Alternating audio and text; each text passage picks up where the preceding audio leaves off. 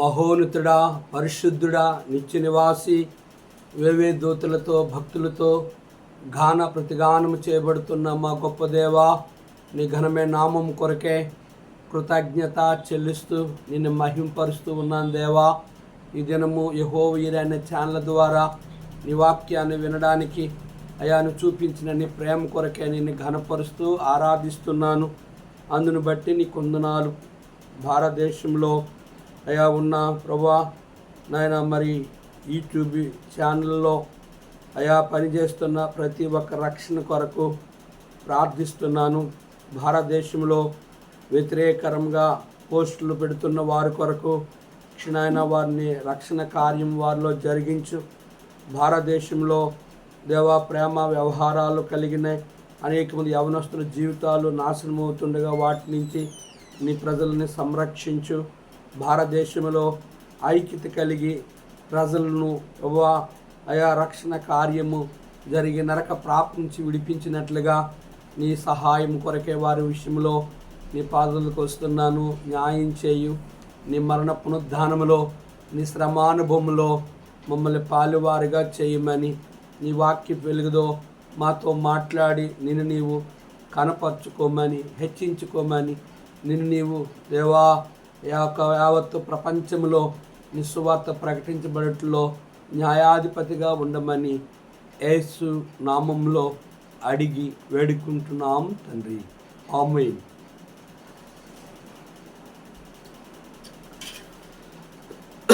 682 పాట పాడుకుందాం. ప్రభువైన క్రీస్తుని దినమందు మీరు, ప్రభువైన క్రీస్తుని దినమందు మీరు అభయులై నిరపరాధులయుందురు, అభయులై నిరపరాధులయుందురు. ప్రభువైన క్రీస్తుని దినమందు మీరు, ప్రభువైన క్రీస్తుని దినమందు మీరు అంతము వరకు స్థిరపరచునాయన,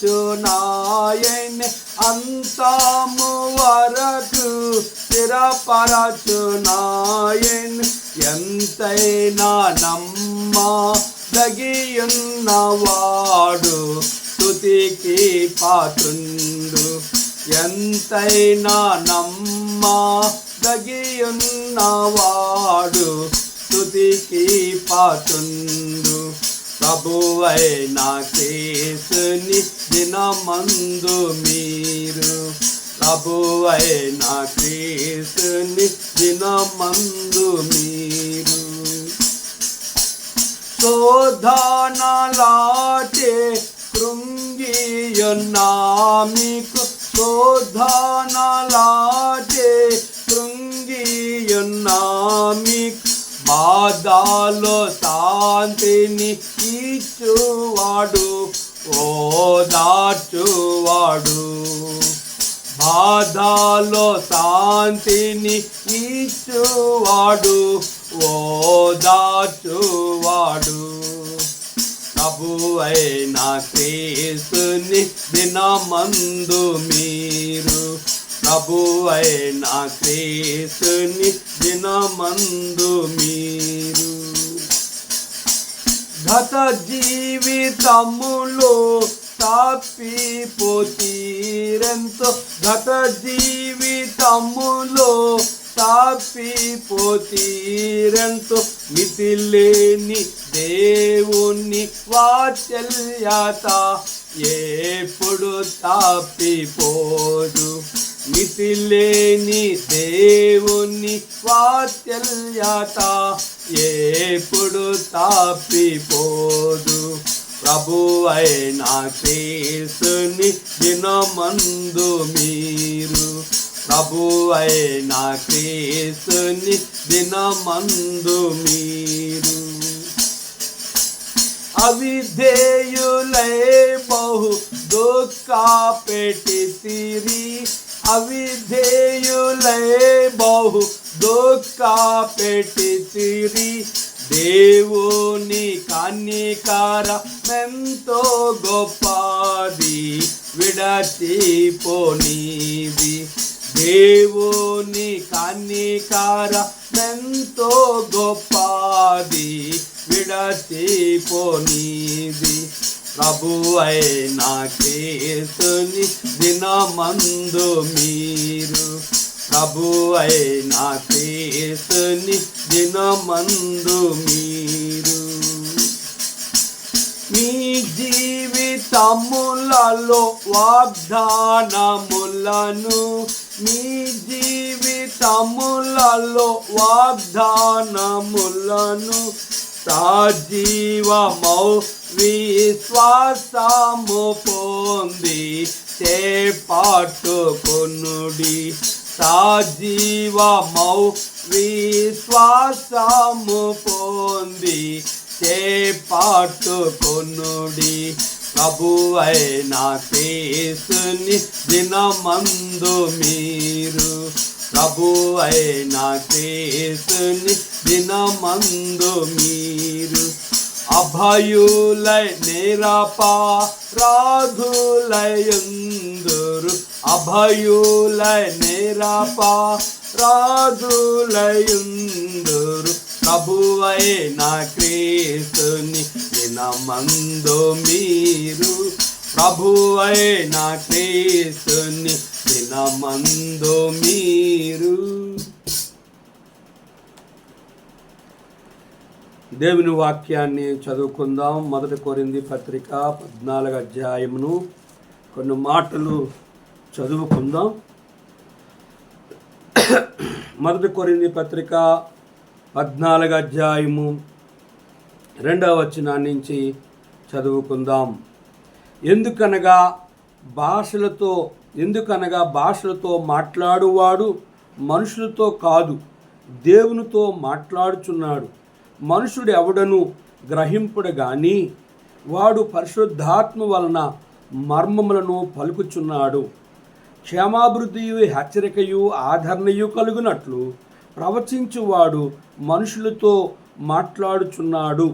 భాషలతో మాట్లాడువాడు తనకే క్షేమాభివృద్ధి కలుగు చేసుకుని గాని ప్రవచించువాడు సంఘమునకు క్షేమాభివృద్ధి కలుగు చేయను.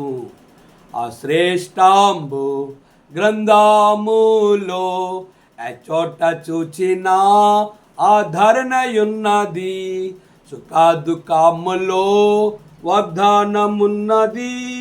విశ్వాసముంచి ధ్యానించుడి, విశ్వాసముంచి ధ్యానించుడి.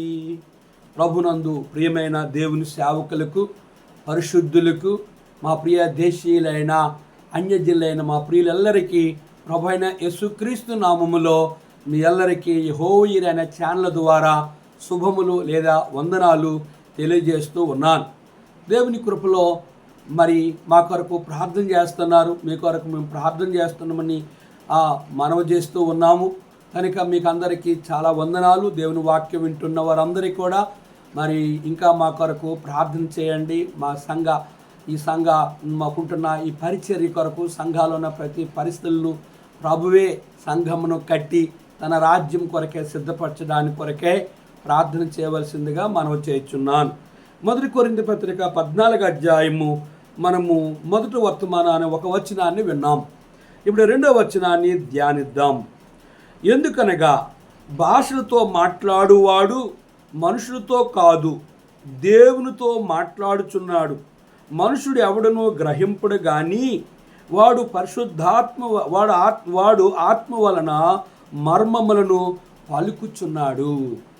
కనుక ఇక్కడ కొరింథీ సంఘానికి పౌలు ఎఫెసీ చెరసాలలో ఉంటూ కొరింథీ సంఘానికి ఈ ఉత్తరాన్ని రాస్తూ కొరింథీ సంఘములో ఉన్న పరిశుద్ధాత్మతో కూడిన భాషలు మాట్లాడే పరిస్థితుల గురించి పౌలు వారికి వివరిస్తూ ఈ అధ్యాయం అంతా కూడా పరిశుద్ధాత్మ గురించి, రెండవది పరిశుద్ధాత్మతో కూడిన భాషలు మాట్లాడే వారి గురించి, మూడవది ఆ భాషలు అర్థం చెప్పే వారి గురించి, ఆ భాషలు కనుక మరి దాని ద్వారా సంఘానికి ఆత్మీయులుగా ఉన్న విశ్వాసులకు, దేవుని సేవకులకు ఆ భాషలు పరిచర్యలో ఏ రీతిగా ఉపయోగపడుతున్నాయి అనేది ఈ కొరింథీ సంఘం 14వ అధ్యాయం అంతా కూడా మనకి తెలియజేస్తూ ఉంటారు. మొదటగా మనం గమనించినట్లయితే, ఎందుకనగా భాషలతో మాట్లాడువాడు మనుషులతో కాదు, దేవునితోనే మాట్లాడుచున్నాడు. భాషలతో మాట్లాడేవాడు మనుషులతో మాట్లాడేవాడు కాదు, దేవునితో మాట్లాడుచున్నాడని పరిశుద్ధాత్మ దేవుడు పౌలు ద్వారా, ఓ కొరింథీ సంఘస్థులారా, మీరు మాట్లాడే భాష మనుషులతో కాదు, దేవునితో మాట్లాడుచున్నారు అనేది స్పష్టంగా పరిశుద్ధాత్మ దేవుడు తెలియజేశాడు. అసలు మనము లేఖనాన్ని గమనించినట్లయితే అసలు భాషలు ఎట్లా భూమి మీదకి వచ్చాయి, ఎలాగ ఇవి ప్రారంభమయ్యాయి అని మనం గమనించినట్లయితే లేఖనాలను ఆధారం చేసి మనము దేవుని వాక్యాన్ని ధ్యానిద్దాం. చూడండి, ఆదికాండము 11వ అధ్యాయం మనం గమనిస్తే మొదటి వచనం, భూమి అంతంతటా ఒక్క భాషయు ఒక్క పలుకు ఉండును. వారు తూర్పున ప్రయాణమై పోచుండగా షినార దేశమందు ఒక మైదానమును వారికి కనబడును. అక్కడ వారు నివసించిరి. మనం ఇటుకలు చేసి బాగుగా కాల్చుదము రండని ఒకరితో ఒకడు మాట్లాడుకొనిది. రాళ్లకు ప్రతిగా ఇటుకలను, అరుసునకు ప్రతిగా మట్టి కీలను వారికి ఉండెను. మరియు వారు భూమి అంతంతట చెదిరిపోకుండా ఒక పట్టణము ఆకాశమునంటూ శిఖరము గల ఒక గోపురము కట్టుకొని పేరు సంపాదించుకుందము రండని మాట్లాడుకొనగా, యెహోవా నరులు కుమారులు కట్టిన పట్టణమును గోపురమును చూడ దిగవచ్చును. అప్పుడు యెహోవా, ఇదిగో జనము ఒక్కటే, వారందరికీ భాష ఒక్కటే, వారు ఈ పని ఆరంభించున్నారు.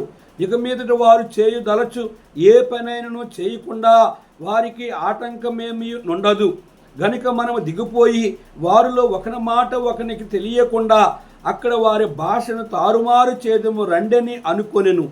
అలాగూ యెహోవా అక్కడ నుండి భూమి అంతంతట వారిని చెదరగొట్టెను గనుక వారు ఆ పట్టణమును కట్టుట మానిరి. దానికి బాబేలు అని పేరు పెట్టెను. ఎందుకనగా యెహోవా అక్కడ భూజనులందరి భాషను తారుమా చేసెను. అక్కడ నుండి యెహోవా భూమి అంతంతటా వారిని చెదరగొట్టెను.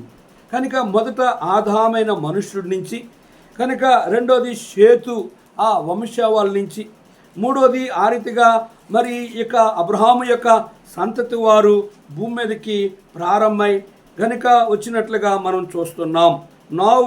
నోవ సంతతి నుంచి అబ్రహాము సంతతిలో నుంచి ఈ రీతిగా మరి షేము, హాము, యాపేతు వీరు భూమి మీద మరి జల ప్రళయము జరిగిన తర్వాత నోవా మరి ఆ రీతిగా భూమి అంతంతటా వారు చెదిరిపోకుండా వారు ఒకే చోట ఉండాలని కనుక నోవా సంతతి వారు ఈ రీతిగా భూమి అంతటా వారు విస్తరించున్నారు.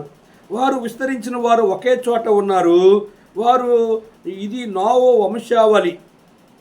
షేము, హాము, యాపేతు తమ వారి వంశావళి. జలప్రలయం తర్వాత వారికి కుమారులు పుట్టిరి. 10వ అధ్యాయం 1వ వచనంలో, కనుక నోవా కుమారులకు షేము, హాము, యాపేతుకు కుమారులు పుట్టారు. జలప్రలయం తర్వాత వారు భూమి మీద విస్తరించారు. విస్తరించిన ఈ షేము, హాము, యాపేతు యొక్క వంశావళి విస్తరించి వారు ఒకే చోట వారు ఉండాలి.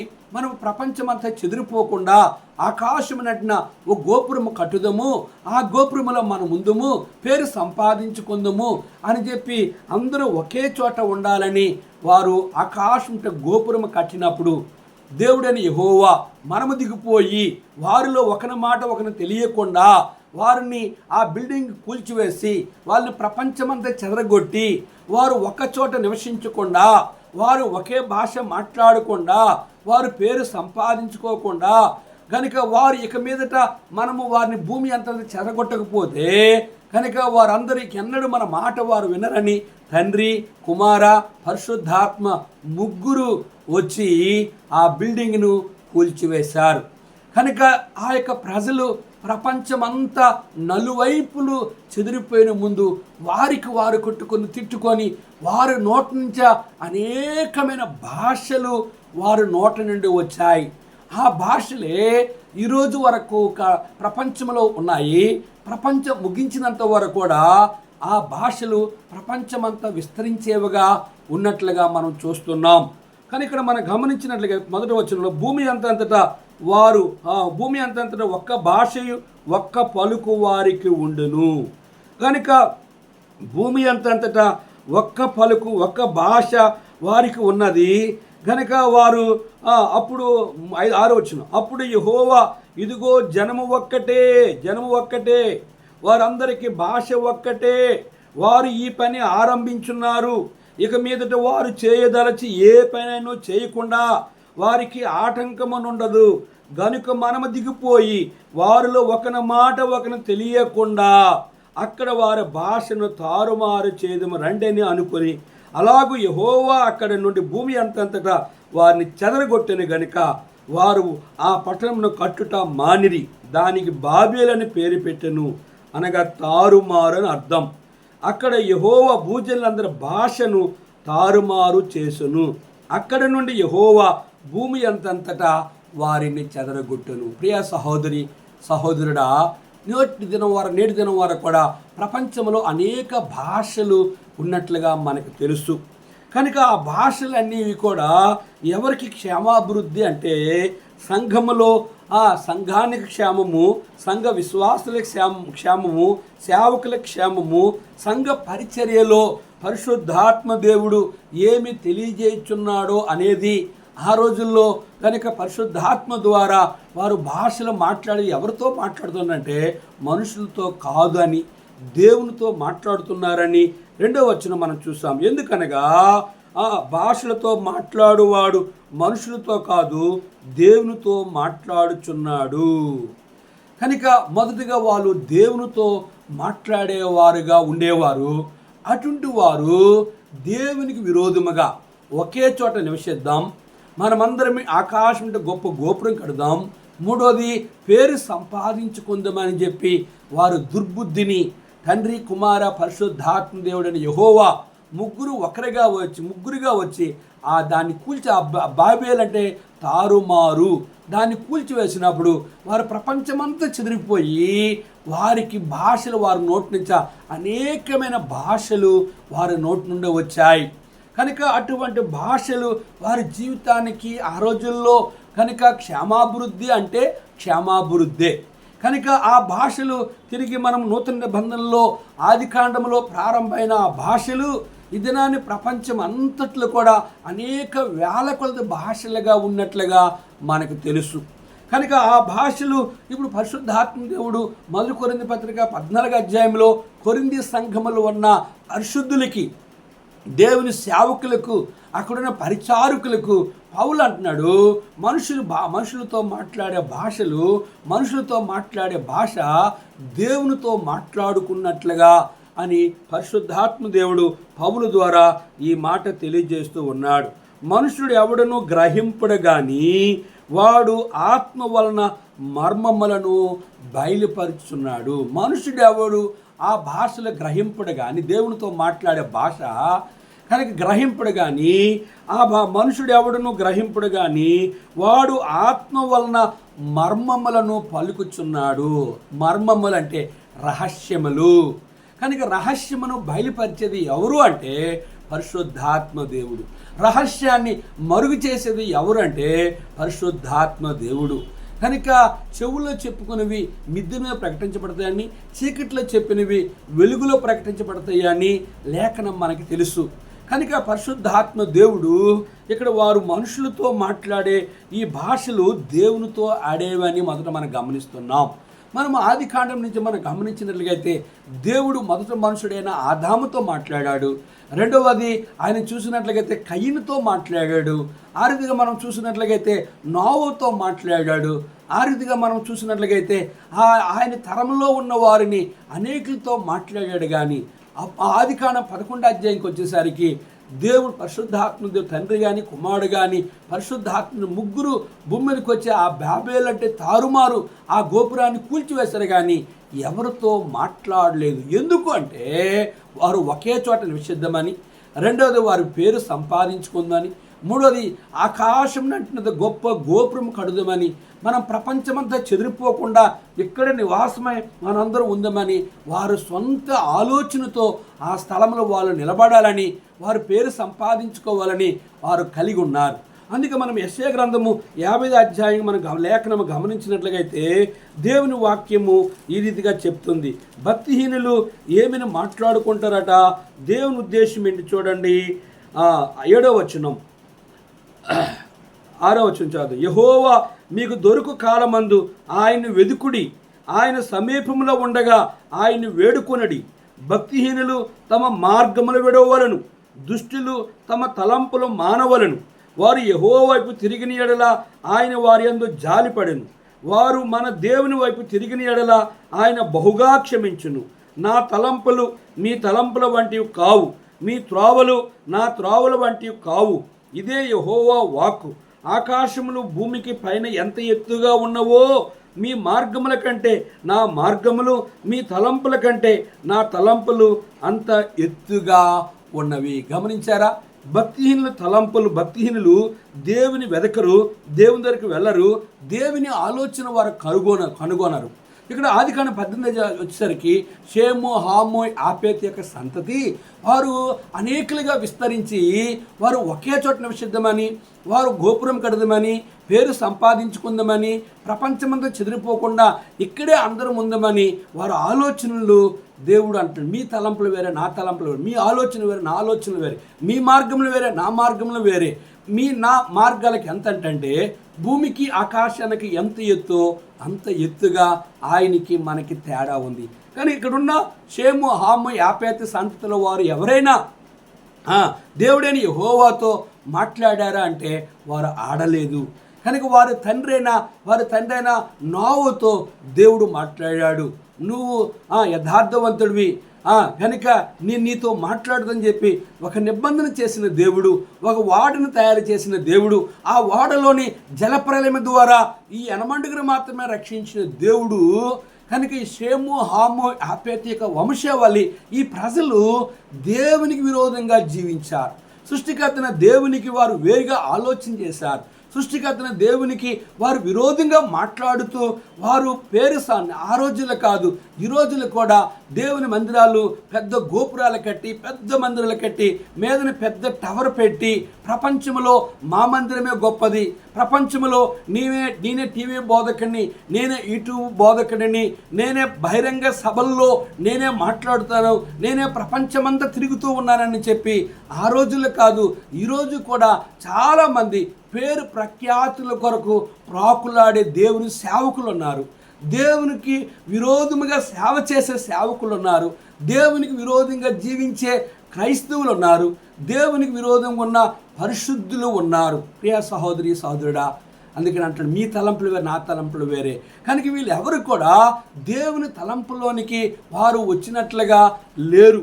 కారణం ఏంటంటే వారు దేవుని వెలికివారుగా లేనివారుగా మనకు అనిపిస్తున్నారు. అందుకే తండ్రి, కుమార, పరిశుద్ధాత్మ దేవుడు మనము దిగిపోయి వారిలో ఒకని మాట ఒకని తెలియకుండా వారి భాషను తారుమారు చేద్దాం రాండి అని చెప్పి ఆ గోపురాన్ని కూల్చివేశారు.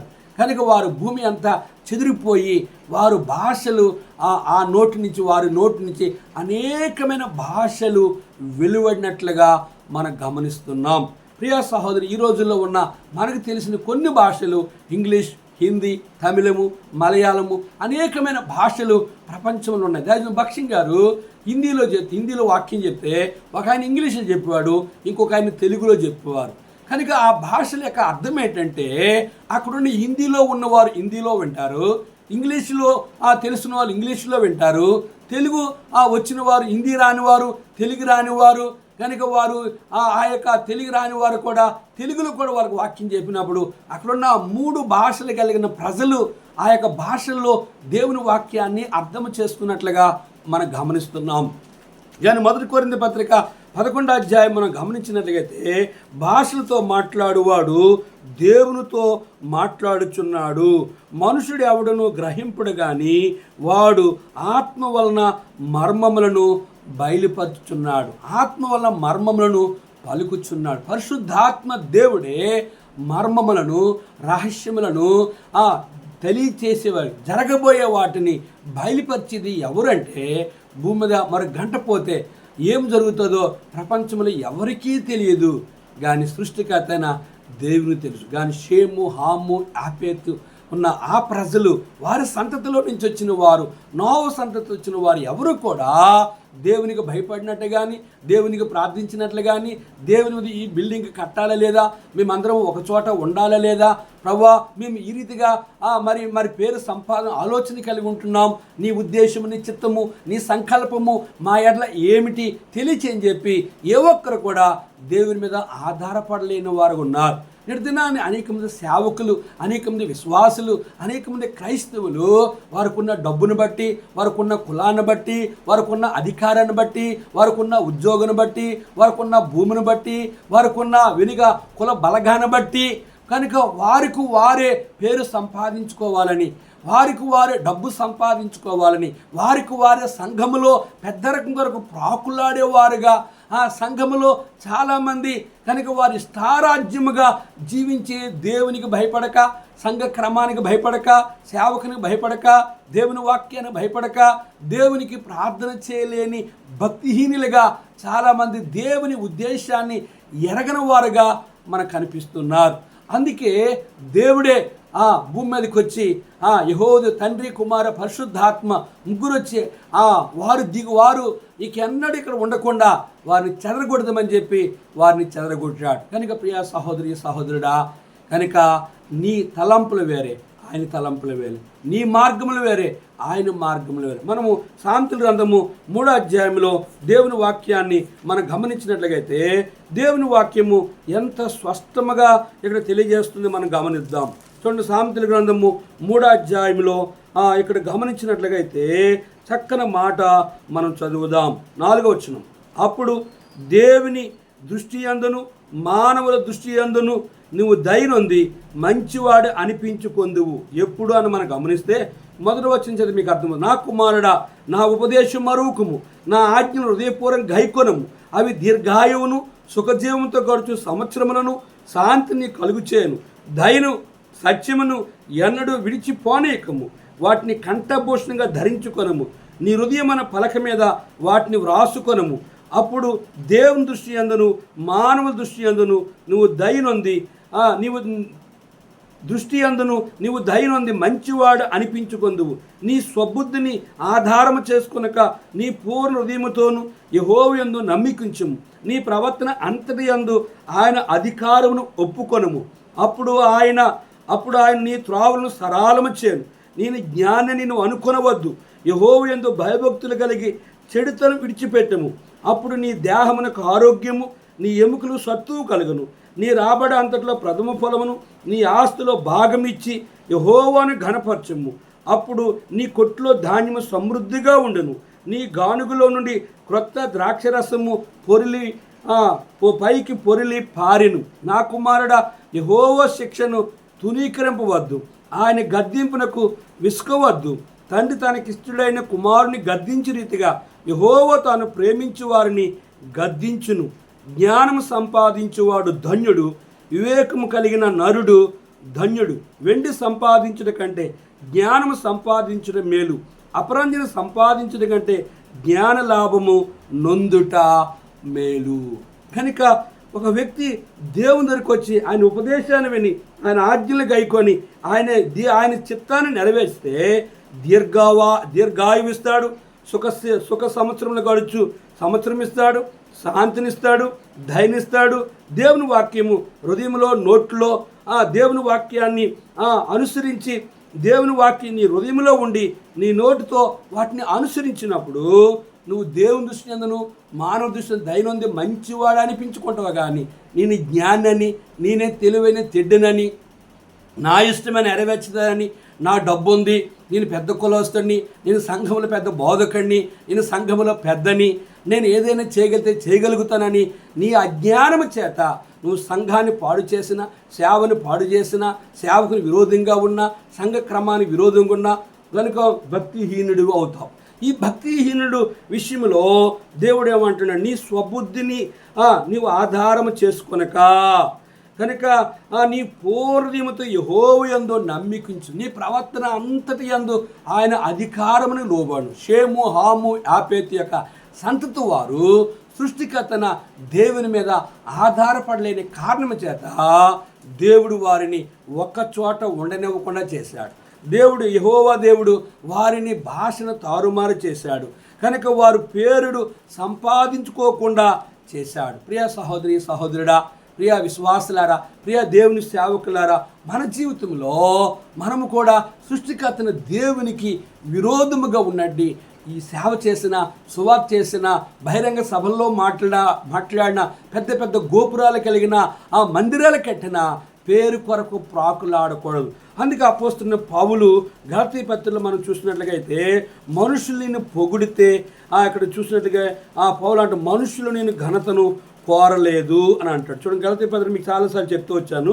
1వ అధ్యాయం 10వ వచనంలో, అప్పుడు నేను మనుషుల దయ సంపాదించుకొని చూచున్నానా, దేవుని దయ సంపాదించుకొని చూచున్నానా, నేను మనుషులను సంతోషపెట్టి కోరుచున్నానా, నేను ఎప్పటికీ మనుషులను సంతోషపెట్టేవాడినైతే క్రీస్తు దాసుడును కాకపోదును.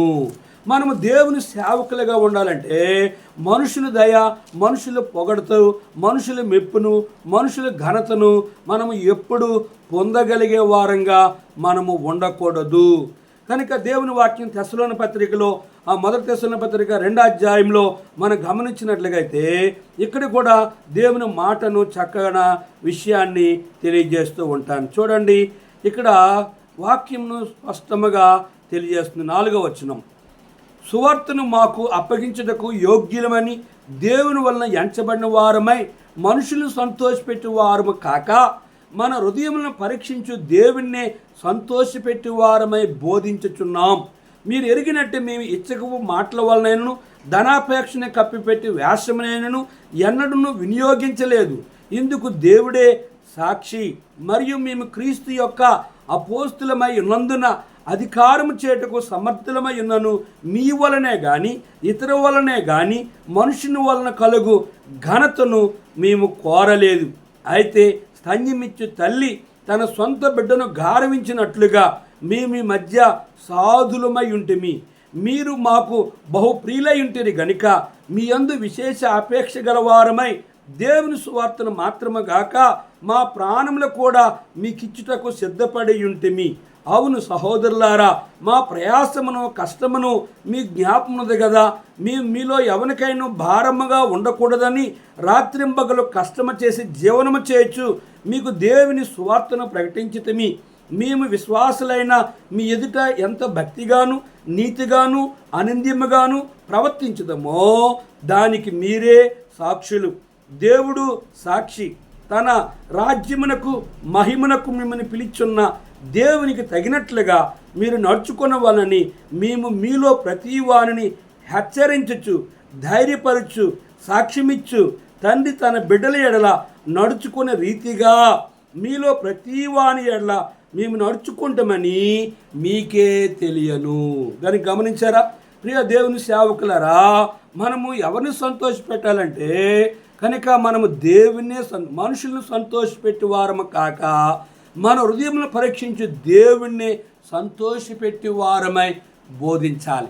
కనుక సేవకుడిగా ఒక విశ్వాసిగా నువ్వు ఎవరిని సంతోషపెట్టి నీ కన్నవారు, నీ అత్తవారు, నీ బంధువులను, నీ కులస్తులను, నీ బంధువులు, లేదా సంఘములో ఉన్న సంఘ పెద్దలను, ఎవరినో బోధకులను కాదు, కానీ దేవుడు నీకు అప్పగించిన సేవా పరిచర్యలో కుటుంబంలో వ్యక్తిగతముగా నువ్వు చేస్తున్న పరిచర్యలో దేవుని మాత్రమే సంతోషపెట్టాలి. మన ఇక్కడ కొరింథీ పత్రిక 14వ అధ్యాయం 2వ వచనంలో మళ్ళా జ్ఞాపకం చేసి ముగిస్తాను. ఎందుకనగా భాషలతో మాట్లాడువాడు మనుషులతో కాదు దేవునితోనే మాట్లాడుచున్నాడు. మనుషుడు ఎవడును గ్రహింపుడు కానీ వాడు ఆ ఆత్మ వలన మర్మములను పలుకుచున్నాడు. ఈ మర్మమును కనుక తండ్రి, కుమార, పరిశుద్ధాత్మ దేవుడు వచ్చి ఆ బిల్డింగ్ను కూల్చేస్తారనే సంగతి, వారు ప్రపంచమంతా చెదిరిపోతున్న సంగతి, వారు భాషలు మారిపోతున్న సంగతి, మనం పేరు సంపాదించుకోలేమనే సంగతి వారికి తెలియలేదు. కారణం ఏంటంటే వారు దేవునితో సంబంధం లేని వారు ఉన్నారు. ఈరోజు చాలామంది బాప్తిజం తీసుకున్న క్రైస్తవులు కూడా దేవునితో సంబంధం లేని వారుగా ఉన్నారు. సేవ చేసిన సేవకుల్లో కూడా చాలామంది దేవునితో సంబంధం లేని వారుగా ఉన్నారు. చాలామంది క్రైస్తవులు దేవునితో సంబంధం లేని వారుగా ఉన్నారు.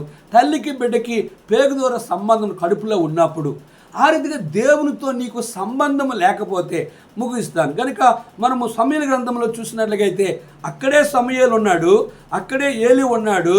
కనుక దేవుడు ఏలితో మాట్లాడలేదు, సమూయేలుతో మాట్లాడాడు. కనుక ఏలి చెప్పాడు, ఈసారి ఎవరైనా నీతో మాట్లాడితే నీ దాసుడు ఆలకిస్తున్నాడని చెప్పు అని చెప్పాడు. కనుక దేవుడు చెప్పాడు, సమూయేలు తెల్లవాలేసి అడిగాడు.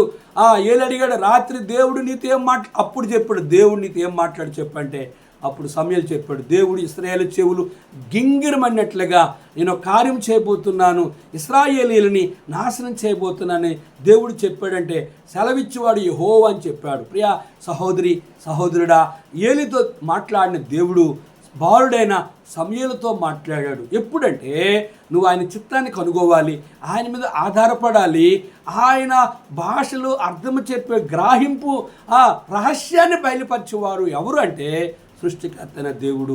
ఆయనే ప్రభైన యేసుక్రీస్తు వారు. ఆయన ద్వారానే ఈరోజు ప్రపంచమంతా అనేక భాషలు వెదజల్లుతూ వచ్చాయి.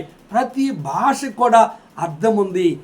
కొన్ని భాషలకు దానికి నిప్పు లేదు, రాసే పరిస్థితి లేదు, కానీ మాట్లాడే భాషలు నేటి దినాన్ని ప్రపంచంలో చాలా ఉన్నాయి. కనుక తండ్రి కుమార పరిశుద్ధాత్మకి విరోధముగా షేము హాము యాపేతు యొక్క వంశావళి దేవుని చిత్తాన్ని కనుగోక భక్తిహీనులై కనుక ఆయన మీద ఆధారపడకుండా తాను జ్ఞానాన్ని అనుకొని తమ ఇష్టానుసారం జీవించి వారెంతో నష్టపోయారు. ప్రియ దేవుని సేవకులారా, పరిశుద్ధులారా, నీవు నేనైతే ఇల్లు కట్టాలన్నా, పెళ్లి చేయాలన్నా, మంచి వ్యాపారం చేయాలన్నా, పరిచర్య చేయాలన్నా, పరిచర్య ఎక్కడైనా ప్రారంభించాలన్నా, నువ్వు ఏది చేసినప్పుడు కూడా దేవుని చిత్తం లేకుండా ఏదో వాక్యాన్ని చూపించి నువ్వు జరిపించావు అనుకో, అది కొంతకాలం మాత్రమే జరుగుతుంది, తర్వాత అది పాడైపోద్ది. ఒక సంఘాన్ని ముక్కలు చేసి సంఘము కట్టేది సంఘము కాదు. ఆ సంఘాన్ని, ఆ సేవకుడిని దేవుడు క్షమించడు. కనుక ఒక సంఘ విశ్వాసాన్ని నీ సంఘాన్ని నడిపించుకోవడము దేవుడు క్షమించుడు. ఒక సంఘ విశ్వాసకి దశంభాగాన్ని నువ్వు రప్పించుకోవడము దేవుడు నిన్ను క్షమించడు. నువ్వు ఎప్పుడైతే దేవుని చిత్తానుసారంగా జీవిస్తావో తండ్రి కుమార పరిశుద్ధాత్మ ముగ్గురు ఆ స్థలానికి వచ్చి వారికి విరోధముగా వారు చేసే పనిని తలపెట్టి పాడు చేస్తూ వచ్చారు. అందుకు 1 కొరింథీ 3:16లో దేవుని వాక్యం, ఎవడు దేవుని ఆలయాన్ని పాడు చేస్తే నేను వాడిని పాడు చేస్తాను. వారు సృష్టికర్తను దేవునికి విరోధముగా వారు బాబేలు గోపురం కట్టారు. ఒకచోట నిషిద్ధం అనుకున్నారు, వారు పేరు అనుకున్నారు, అది జరగలేగింది. కనుక నువ్వు దేవునికి విరోధంగా సేవ చేసిన, దేవుని విరోధంగా సువార్త ప్రకటించిన, దేవుని విరోధంగా సంఘాన్ని పాడు చేసిన, దేవుని విరోధంగా సంఘ క్రమానికి బ్రతికిన, ఒకరోజు గడ్డి కర్ర కొయ్యకాలు ఎలా కాలిపోద్దో నీ పరిచర్య కూడా పౌలు అంటున్నాడు. కనుక వాళ్ళు దేవుని చిత్తాన్ని కనుగొని వారు మీ మనుషులను సంతోషపెట్టి వారు కాము అని స్పష్టముగా తెస్సలోని సంఘానికి వారు దేవుని చిత్తాన్ని తెలియజేశారు. గలతీ సంఘానికి వాళ్ళు దేవుని చిత్తం తెలియజేస్తూ వచ్చారు.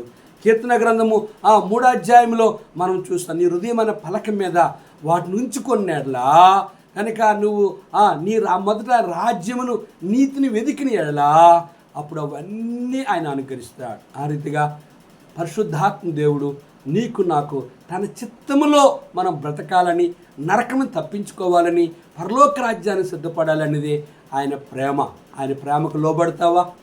ఆయన్ని ఎదుట నీ పాపములు ఒప్పుకొని ఆయన రక్తంతో నీ పాపములు కడుక్కొని నరకం తప్పించుకొని మోక్షంకి రావాలంటే ఇదే అనుకూల సమము. యేసుప్రభుని ఎరగని వారులారా, ఎరుగమని చెప్పుకునే క్రైస్తవులారా, ఎరుగమని చెప్పుకునే బాప్తిజం క్రైస్తవులారా, నువ్వు ఆయన చిత్తములు ఇంకా లేకపోతే ఇప్పటికైనా బాబేలు గోపురం అంటే తారుమారు. కనుక నీవు దేవుని విరోధంగా జీవించి నీ కుటుంబాన్ని, నీ సంఘాన్ని, నీ వ్యక్తి జీవితాన్ని, నీ ప్రార్థనా జీవితాన్ని పాడు చేసుకున్నట్లయితే నువ్వు ఆయన దగ్గర జై జీవితాన్ని అనుభవించలేవు. ఆయన చిత్తాన్ని కనుగొని పౌలు వలె, ఆయన చిత్తాన్ని కనుగొన్న గలతీ సంఘస్థుల వలె, ఆయన చిత్తాన్ని కనుగొన్న తల్లి, సొంత తల్లి తన బిడ్డకు స్తన్యమిచ్చి గారవించినట్లుగా కనుక నువ్వు ఆయన చిత్తాన్ని కనుగొన్నట్లుగైతే ఆయన నీతో ఉంటాడు. షేము, హాము, ఆపేతి సంతతి వారికి విరోధముగా దేవుడు బాబేలు గోపురాన్ని కూల్చివేసి వారి భాషను తారుమారు చేశాడు. ప్రార్థన చేసుకుందాం. సర్వాధికారి వందనాలు. కొన్ని మాటలు మా ప్రియులు అన్నారు. అయా నీ ఏర్పాట్లు ఉన్న వారిని రక్షణ కార్యం జరిగించి, ఏ క్రైస్తువులు, ఏ విశ్వాసులైతే, ఏ సేవకులైతే నీకు విరోధముగా జీవిస్తున్నారో వారిని క్షమించమని, ఏ సేవకులు, ఏ పరిశుద్ధులు సంఘ క్రమానికి, వాక్య క్రమానికి దేవాన్ని చిత్తాన్ని కనుగొని దేవాని ఆలోచన కూడా నీకు ప్రణాళికలో వాళ్ళు జీవిస్తున్నారో అయా వారు తోడుగా ఉండి వారిని నీ రాజ్యం కొరకే సిద్ధపరచమని యేసు నామములో అడిగి వేడుకుంటున్నాం తండ్రి. ఆమేన్. మన పరమతన్న దేవుని ప్రేమయు, కుమారుని యేసుక్రీస్తు వారి కృపయు, పరిశుద్ధాత్మీయ కన్య సహవాసం తాను ప్రేమించు వారికి కూడిన మనకు తోడుండి సంపూర్ణ సహాయము కలుగునుగాక. ఆమేన్. ప్రభువా గురియోద్దాకే పరుగెత్తుచున్నాను నేను, ఉన్నత పిలుపు నాకు కలుగు బహుమానం పొందవాలే నాని. ప్రభువా గురియోద్దాకే పరుగెత్తుచున్నాను నేను. అందరికీ ప్రైజ్ ది లార్డ్. వందనాలు.